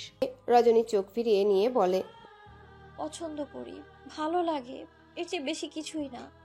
উনি মানুষটা ভালো, তাই ভালো লাগে, তবে ভালোবাসা না। আমি শুধু রিফার জন্যই আব্বা আম্মাকে সাদিব ভাইয়ের কথা বলেছিলাম। আমার আর বিবর ভাইয়ের বিয়ে হলে বাড়িতে কিছুই আর আগের মতো থাকবে না, সব এলোমেলো হয়ে যাবে। স্নেহা ঘরের দরজা লাগিয়ে দিতে দিতে বলে, তুই সবার কথা ভাবছিস, কেবল বিবর ভাইয়ের কথাই ভাবিস না। তোকে স্বার্থপর বলাও ভুল, আবার না বলাও ভুল। অনিচ্ছা সত্ত্বেও শাড়িটা পরতে হয় রজনীকে। সবাই মিলে খুব সুন্দর করে শাড়িটা পরিয়েছে। মাথায় আঁচল তুলে দিয়ে স্নেহা সামান্য হেসে বলে, অবশেষে বউ বউ লাগছে। বড় আপা, ওর একদম সামান্য করে সাজিয়েও দাও, হাজার হলে ওর বিয়ে। সৃষ্টি আর রিন্তিও সায় দেয়, তবে রজনী নিশ্চুপ। স্নেহা মুখের কৃত্রিম সাজ দিতে গেলে চোখে পড়ে থাপ্পড়ের দাগ। সবকিছু রেখে বেশ অবাক হয়ে জিজ্ঞাসা করে, তোর গালে থাপ্পড় দেওয়ার দাগ কেন? কে মেরেছে রিফা? রজনী মাথা নিচু করে জবাব দেয়, না। তাহলে? আব্বা মেরেছে। স্নেহা যেন অবাকের উপর অবাক হয়, ফের শুধায়, কেন? সাদিব ভাইয়ের সাথে কথা বলেছিলাম, তাই। বাকি সবাই কিছু বলার আগে ঘরে টোকা পড়ে। বাহির থেকে সুলেখা আহমেদ ডাকছে, স্নেহা আছিস? জলদি বের হ, আদিব আসছে।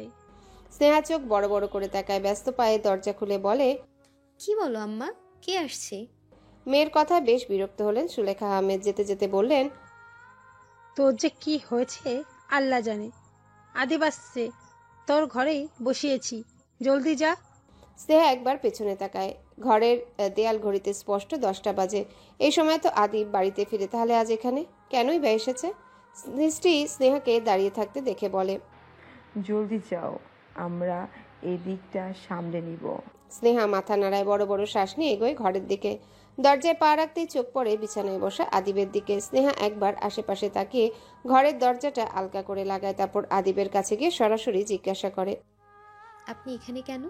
আদিব ভ্রু কুচকায়, কপালে সূক্ষ্ম ভাঁজ ফেলে বলে, বর আসলে প্রথমে তার সেবা করতে হয়, আপ্যায়ন করতে হয়, তার কোনো অসুবিধা হয়েছে কিনা জিজ্ঞাসা করতে হয়। আর আপনি কি জিজ্ঞাসা করলেন? যা জিজ্ঞেস করা দরকার তাই করেছি। ওকে, ভালো করেছেন। এবার জলদি খাবার আনেন, কোথায় পেট ডাকছে, সারাদিন কিছুই খাওয়া হয়নি। আপনাকে খেতে কে নিষেধ করেছে? আসার সময় খেয়ে আসতে পারেননি? আর এই সময় তো আপনি বাসায় ফেরেন, তাহলে এত দ্রুত এখানে আসলেন কেমন করে? ম্যাজিক। আদিব স্নেহার সাথে ফাজলামি করছে দেখে স্নেহার কপালে ভাঁজ পড়ে। কতক্ষণ ওভাবেই তাকিয়ে থাকে আদিবের মুখের দিকে। আদিব এক হাতে চুল ঠিক করে, তারপর শান্ত কণ্ঠে বলে, আপনি অসুস্থ বলে সন্ধ্যার পরপরই বাড়ি ফিরেছি। এসে জানলাম আপনি চলে এসেছেন, তাই আমিও চলে আসলাম শ্বশুর বাড়িতে জামাই আদর নিতে। তাছাড়া আপনি জানেন না যে কোথাও যেতে হলে বরের পারমিশন লাগে? স্নেহা তাচ্ছিল্য করে বলে, যে বর তার বউকে ঠিক মতো মানে না তাকে আর কি বলবো, কি পারমিশন নিব? আদিব চুপ করে যায়। এর মাঝে বাহির থেকে আবারও সুলেখা আহমেদের কণ্ঠ ভেসে আসে, ডাকছে তাদের। স্নেহা চেঁচিয়ে বলে, দরজা খোলা আছে, আসো।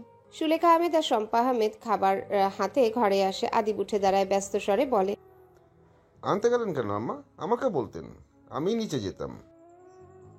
না না, তা কি হয়? বসো তুমি। তুমি আসবে এটা স্নেহা বলেইনি। ও বলেছিল তোমার নাকি ছুটি নেই, তাই আসবে না। তুমি আসবে জানলে আগে থেকে ব্যবস্থা করতাম সবকিছু। সমস্যা নেই আম্মা। সুলেখা আহমেদ আর আদিব আরো টুকটাক কথা বলে। স্নেহা সাথে করে নিয়ে যায় ওয়াশরুমে। হাত মুখ ধুয়ে এসে খেতে বসে আদিব। সুলেখা আহমেদ তখনও দাঁড়িয়ে। শম্পা আহমেদ চলে গিয়েছিলেন। তিনি আবারও এসে ব্যস্ত স্বরে বললেন, সুলেখা, স্নেহা কাজে চলে আসছে, তোমরাও আসো জামাইকে নিয়ে। আদিব তখন খাচ্ছিল। কাজীর কথা শুনে বলে, কারো বিয়ে নাকি? উত্তরটা স্নেহায় দেয়। হ্যাঁ, বিবর ভাই রজনীর বিয়ে আজ। কথাটা কানে যেতেই খাবার গলায় আটকে যায়। স্নেহা জলদি পানি দেয় আদিবকে। আদিব ঢকঢক করে পানি শেষ করে ফ্যাল ফ্যাল করে চেয়ে থাকে স্নেহার দিকে। রজনী আর বিভোরের বিয়ে মানে?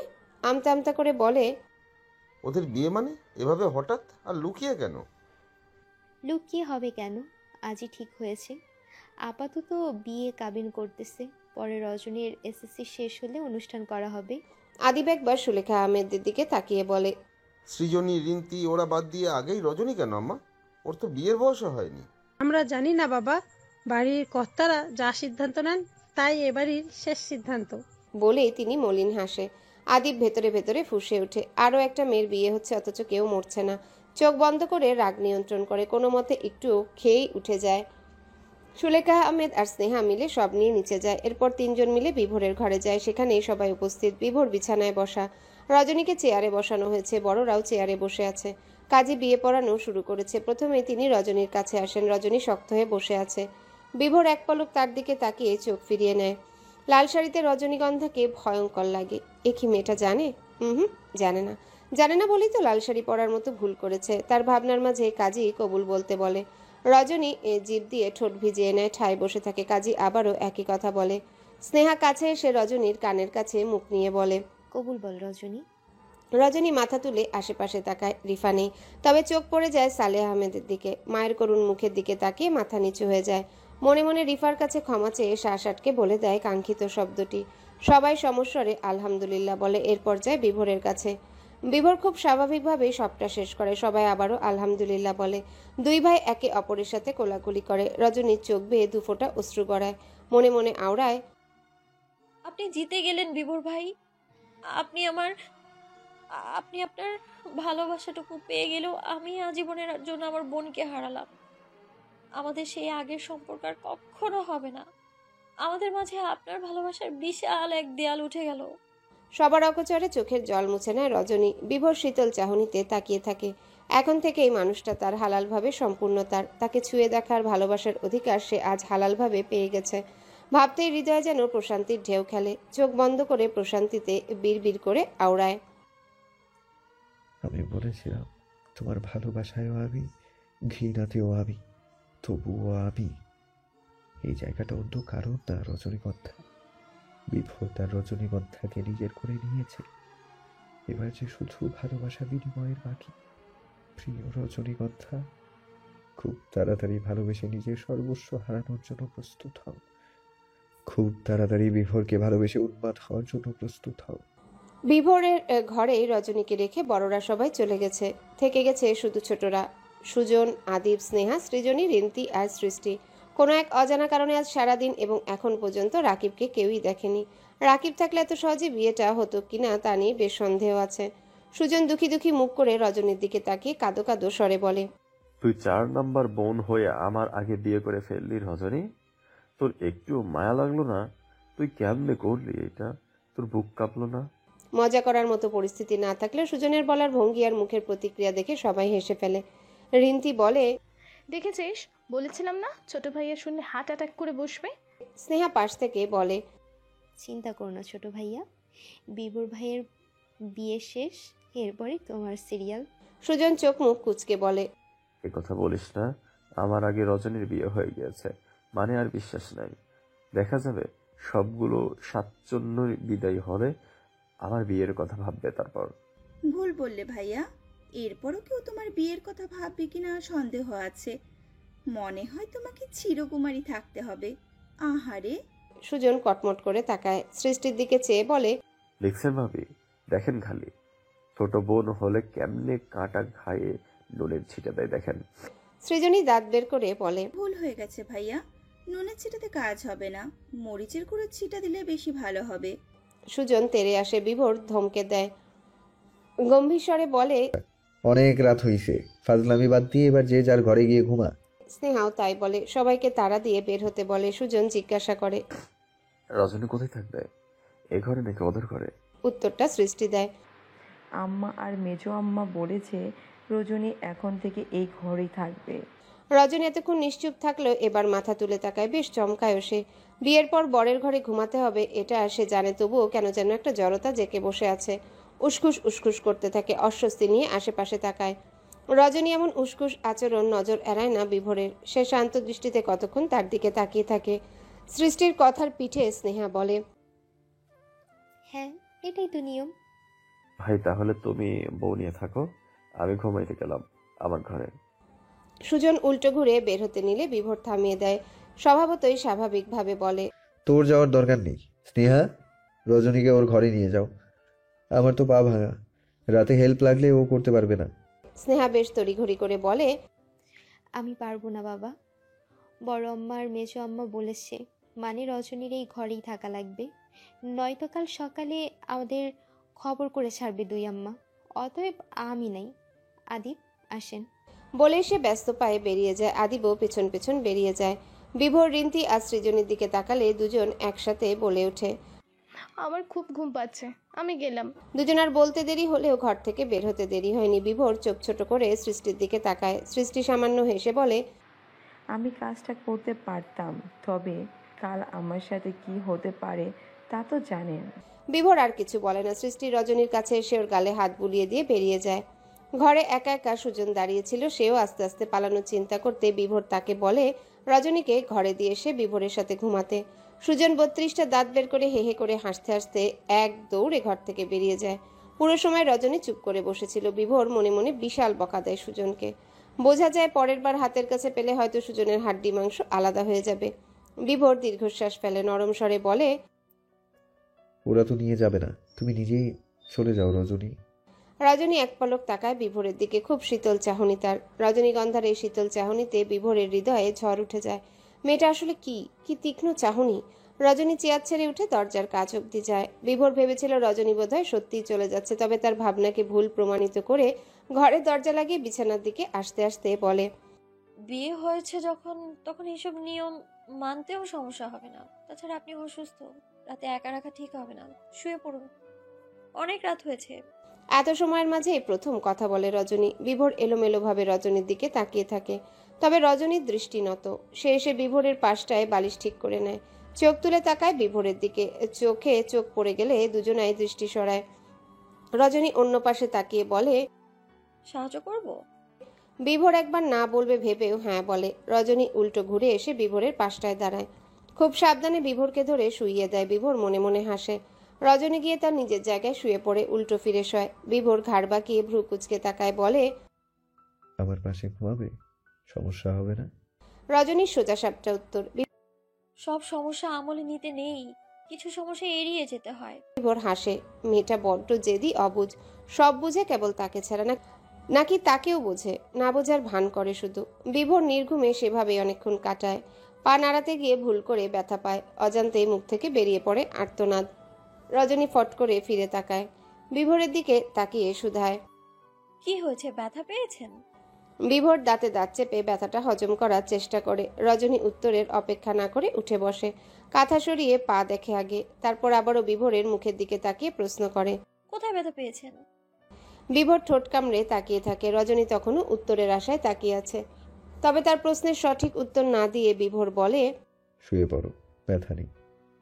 রজনী বুঝে বিভোর তাকে বলবে না, তাই ঠাস করে কাঁথা ফেলে এবার বিভোরের দিকে মুখ করে শুয়ে পড়ে। চোখ বন্ধ করে থাকে। বিভোর প্রশান্তি নিয়ে তার রজনীগন্ধাকে দেখে। কোনো রকম বাধা নেই, নিয়ম নেই। রজনী স্পষ্ট অনুভব করে বিভোর তার দিকে তাকাই আছে। অস্বস্তিতে সারা গায়ে কাটা দেয়। শ্বাস নেওয়ার গতি বাড়ে, হার্টবিট করে দ্রুত গতিতে। বিভোর ভ্রু কুঞ্চিত ও কুচকে তাকায়। রজনী তখনই বলে, চোখ সরান বিভোর ভাই। বিভোরের ভ্রু স্বাভাবিক হয়ে যায়, তবে চোখ না সরিয়ে বলে, যদি না সরাই? রজনী কি বলবে বুঝে ওঠে না। চোখ মেলে তাকাতে বা উল্টো ফিরতেও বেশ জড়তা কাজ করে। মিনিট খানেক দুজনে চুপ। বিভোর দৃষ্টি সরায়। রজনীগন্ধা ফুলের গন্ধ শুষে নেওয়ার চেষ্টায় চোখ বন্ধ করে বিড়বিড় করে বলে, রজনীগন্ধা ফুলের গন্ধ পাও রজনীগন্ধা?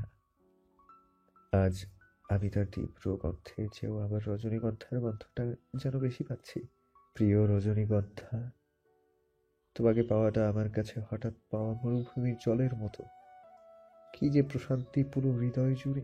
ইস, যদি অনুভব করতে পারতে। রজনী প্রত্যেকটা শব্দ স্পষ্ট শুনতে পায়। পাশাপাশি আর নীরবতা থাকার দরুন এই কথাটুকু শুনতে বা বুঝতে তার একটুও কষ্ট হয় না। ফাঁকা ঢোক গিলে তাকায় বিভোরের দিকে। পুরো মুখে যেন সত্যিই প্রশান্তির ঢেউ খেলছে। আনমনে মুখ থেকে বেরিয়ে যায়, রজনীগন্ধাকে তো পেয়ে গেলেন বিভোর ভাই। সামনে আসা ঝড়গুলো থেকে তাকে আগলে রাখতে পারবেন তো? সেই ঝড়গুলোর মুখোমুখি হতে পারবেন তো? বিভোরের সত্তা যেন আপন মনে জবাব দেয়, যত ঝড় যত বিপদ আসবে, তোমাকে ছুঁতে আমি সকল কিছুর সামনে ঢাল হয়ে দাঁড়াবো রজনীগন্ধা। তোমাকে শক্ত করে বুকের ভেতর আগলে রাখবো। কোনো বিপদ তুমি টের পাওয়ার আগেই আমি তোমাকে আগলে নেব। আমি থাকাকালীন কেউ কখনো তোমাকে ছুঁয়েও দেখতে পারবে না। সকাল হতেই বাড়িতে একটা অন্যরকম ভাব। বাড়ির জামাই এসেছে, আবার গতরাতে বাড়ির আরেক ছেলে আরেক মেয়ের বিয়েতে সকালটা যেন অন্যরকম অনুভূতিতে মেতে উঠেছে। স্নেহাসহ বাড়ির সব মেয়েরাই সকাল সকাল উঠে পড়েছে। বাড়ির ছেলেরা এবং আদিব তখনও ঘুমে। রজনীর ঘুম থেকে উঠতে বেশ দেরি হয়। রাতে কখন ঘুমিয়ে পড়েছে তার মনে নেই। পাশে তাকিয়ে ঘুমন্ত বিভোরের দিকে একবার দেখে নেয়। দীর্ঘশ্বাস ফেলে বিছানা ছেড়ে ঘর থেকে বের হয়। তার সব জিনিসপত্র নিজের ঘরে। কালকে রাতে বিয়ের জন্য পরা লাল শাড়িটা এখনো গায়ে রয়েছে। চুল বেঁধে মাথার আঁচল টেনে নিয়ে বের হতে সৃজনী বলে ওঠে, শুভ সকাল নতুন বউ। রজনী হকচকিয়ে তাকায়। রিফা তখন সিঁড়ি দিয়ে উপরে উঠছিল। সৃজনীর কথায় চোখ তুলে তাকায়। রজনীকে বিভোরের ঘরের সামনে আর লাল শাড়িতে দেখে তার কলিজায় যেন মোচড় দিয়ে ওঠে। দ্রুত পায়ে উপরে এসে রজনীর সামনে দাঁড়ায়। রজনী আবারও চমকে ওঠে। সৃজনীও এগিয়ে আসে। রিন্তিয়া স্নেহা বোধহয় নিচে। রিফা বেশ শান্তভাবে শুধায়, তুই এই ঘর থেকে বের হলি কেন? বিভোর ভাইয়ের ঘরে কেন তুই? আর এই লাল শাড়ি কেন পরেছিস? রজনী কিছু বলার আগে সৃজনী বেশ স্বাভাবিকভাবেই বলে, কাল রাতে বিভোর ভাই আর রজনীর বিয়ে হয়েছে, তাই রজনীর গায়ে লাল শাড়ি। আর বিয়ের পর বউ তার বরের ঘরেই ঘুমায় রিফা। রিফা ফ্যাল করে তাকায়, দুপা পিছিয়ে যায়। রজনী ধরতে গেলে সৃজনী আটকে দেয়। রজনী অসহায় চোখে তাকায়। রিফার চোখ ছলছল করে ওঠে। মুখে অদ্ভুত এক হাসি ফুটিয়ে বলে, অভিনন্দন, জিতে গেলি রজনী। আমার বিভোর ভাইকে কেড়ে নেওয়ার খেলায় তুই জিতে গেলি। আবার অভিনন্দন। রজনীকে কিছু বলার সুযোগ না দিয়ে রিফা যেভাবে এসেছিল সেভাবেই চলে যায়। রজনী তাকায় সৃজনীর দিকে। সৃজনী রজনীর হাত ধরে টেনে নিয়ে যেতে যেতে বলে, ওর কথায় কান দিস না। তোকে মেজো আম্মু শাড়ি পরতে বলেছে, এটা পাল্টে আলমারি থেকে আর একটা শাড়ি পরে নে। আগে হাত মুখ ধুয়ে আয়। রজনী একবার পেছনে তাকিয়ে দীর্ঘশ্বাস ফেলে। তারপর হাত মুখ ধুয়ে এসে শাড়ি পাল্টে নেয়। সৃজনী রজনীর মাথায় শাড়ির আঁচল তুলে দিয়ে সাথে করে নিয়ে যায় নিচে। সবাই একজোট হয়ে সেখানেই ছিল। রজনীকে দেখে শম্পা আহমেদ এগিয়ে আসে। মাথার আঁচলটা ঠিকঠাক করে দিয়ে হেসে তাকে বলে, নজর না লাগুক। রজনী মাথা নিচু করে নেয়। শম্পা আহমেদ হাসে। ছেলের বউ নিয়ে তার আকাশ পাতাল আশা ছিল। অমন সুন্দর ছেলের জন্যে সে রাজকন্যার মতো সুন্দরী বৌমা চেয়েছিলেন। অথচ ছেলেটা তার মন দিয়ে বসে আছে শ্যামকন্যাতে। রজনীকে যে সে অপছন্দ করে বিষয়টা তেমন না। সে যথেষ্ট ভালোবাসে রজনীকে। শুধু ছেলের বউ হিসেবে মেয়েটাকে সে কখনো ভাবেনি। রজনীকে ছেলের বউ হিসেবে পেয়ে তার আফসোস নেই। শম্পা আহমেদ রজনীকে নিয়ে যেতে যেতে শুধালেন, বিভোর উঠেছে? রজনী দুদিকে মাথা নাড়ায়। শম্পা আহমেদ নিচু স্বরে বলে, মা, আমার ছেলেটার একটু মাথা গরম, রাগ বেশি। তবে ওর মনটা পরিষ্কার। ওকে কখনো কোনো কারণে কারোর জন্য ছেড়ে দিও না। ওকে একটু আগলে রেখো। তুমি শুধু হাত ধরে দেখো, ও তোমাকে শক্ত করে ধরে রাখবে। আমি আমার ছেলেকে যতটুকু জানি, তুমি রিফার জন্য বা অন্য কারোর জন্য ওকে ছেড়ে দিলে ও ভেঙে গুড়িয়ে যাবে। শম্পা আহমেদের কথার বিপরীতে রজনী কিছু বলার আগে বাড়িতে রাকিব চেঁচাতে চেঁচাতে ঢোকে। সবাই সেদিকে তাকায়। রাকিব এক প্রকার ছুটে এসে তার মায়ের সামনে দাঁড়ায়। রাগে ফুঁসতে ফুঁসতে বলে, এসব কি আম্মা? আপনারা আমার অনুপস্থিতিতে বিভোর আর রজনীর বিয়ে দিলেন কেমনে? কোন সাহসে? আপনারা আমার জানানোর প্রয়োজন মনে করলেন না? আমি আসা পর্যন্ত অপেক্ষা করতে পারলেন না? যা সিদ্ধান্ত নেওয়ার তোমার বাবা নিছে, তার সাথে কথা বলো। রাকিব চেঁচিয়ে পুরো বাড়ি মাথায় তুলেছে, সবার মনোযোগ তার দিকে। রাকিব নিজের বাবার ঘরের দিকে গেলে সবাই দীর্ঘশ্বাস ফেলে। পাপি আহমেদ আশেপাশে রিফাকে না দেখতে পেয়ে নিজের ঘরে যান খুঁজতে। ঘরের দরজায় ছিটকিনি দেওয়া না থাকলেও হালকা করে লাগানো ছিল। দরজা খুলতেই মেঝেতে পড়ে থাকা রিফাকে নজরে পড়ে। তার চারিপাশ রক্তে ভেসে যাচ্ছে। মেয়ের এই অবস্থা দেখে চিৎকার করে বসে পাপি আহমেদ। তার চিৎকার শুনে একে একে বাড়ির সবাই যায়। রিফার এই অবস্থা দেখে সবাই তড়িঘড়ি করে তার কাছে যায়। রজনী নিজের শাড়ি দিয়ে জলদি রিফার হাত চেপে ধরে। ভয়ে আতঙ্কে ভেতরটা কুঁকড়ে আসে। মেয়েটা আবেগের বশে এ কেমন সিদ্ধান্ত নিল? রিফাকে শহরের হাসপাতালে নেওয়া হয়েছে। বাড়িতে এলোমেলো একটা অবস্থা। 4 ভাই সহ সুজন, আদিব, রাকিবও সাথে গেছে। যদিও এতজন যাওয়াটা দরকার ছিল না, তবুও কে যাবে আর কে থাকবে তা ভাবার সময় নেই বলেই সবাই চায়। বাড়ির মেয়েদের নেওয়া হয় না। পাপি আহমেদ কেঁদে কেঁদে বাড়ি মাথায় তুলছেন। সুলেখা আহমেদ আর শম্পা আহমেদ থামানোর চেষ্টা করেন। সালেহ আহমেদও কয়েকবার বলেছেন শান্ত হতে, কিন্তু মায়ের মন কি আর শান্ত হয়? স্নেহা, রজনী, সৃজনী, রিন্তি সবাই একদিকে দাঁড়িয়ে আছে। বাড়ির রান্না যেন মাথায় উঠেছে। রজনী একবার কান্নারত পাপি আহমেদের দিকে তাকায়, এরপর চোখ বন্ধ করে বড় বড় দীর্ঘশ্বাস ফেলে। স্নেহা শক্ত করে রজনীর হাত ধরে। রজনী তাকায় তার দিকে, মলিন হেসে বলে, ভয় পেও না, ঠিক আছি। রজনী ভাবে হয়তো পাপি আহমেদ তাকে কিছু বলবে, কিন্তু তাকে অবাক করে দিয়ে পাপি আহমেদ শুধু মেয়ের জন্যই কাঁদে। কি ভুল করলো এই ভেবে আর বলে কাঁদছে। একটিবারও দোষ দেয় না রজনীকে। স্নেহা রজনীর কাজ ঘেঁষে দাঁড়ায়, ফিসফিস করে বলে, কি ভাবছিস, বিবর ভাইকে ছেড়ে দিবি? রজনী জবাব দেয় না। স্নেহার থেকে হাত ছাড়িয়ে নিয়ে ক্লান্ত পায়ে এলোমেলোভাবে এগিয়ে যায় বিভোরের ঘরের দিকে। বিভোর ততক্ষণে উঠে বসেছে। রজনীকে আসতে দেখে ব্যস্ত স্বরে শুধায়।